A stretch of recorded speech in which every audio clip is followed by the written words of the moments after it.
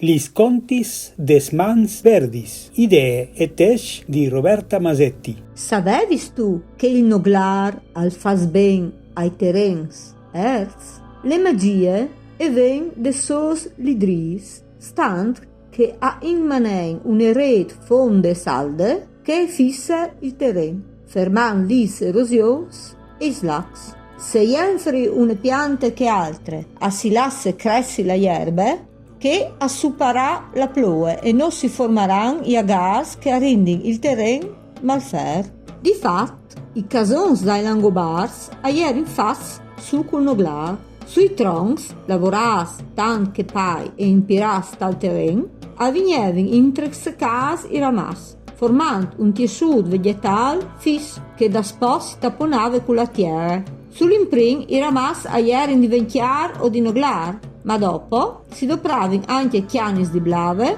bambù o gli stei di len e breis, gresis. Questi strutturi si accoventavano per famurs interns, ma anche i sofis e i chiamins. Torquis è una parola francese che in edilizia segna une malte di pantan e di stran, che tapone una gridella di len intrestracar. Là che partalian si fevele dome di graticcio, pa fulan si fa differenza da dal fatto che queste stabilidure si le dopre per une pareti, paradane, stramiec, tramegere o per un soffitto, gridic, grisiola. Queste tecniche sono state chiatate in abitazioni di Topolò, Valpicet e Rigular e avverniata comune di Rane del Royal, in un fogolar viert poiat contro il muro. A Cividat, in tan dal restauro di Palazzo de Nordis dal secolo XVI, è stato chiatato un muro in tortis, con una massa di noglar, che si può sviare di parare un veri. Queste tecniche sono state tornate a chiappare in man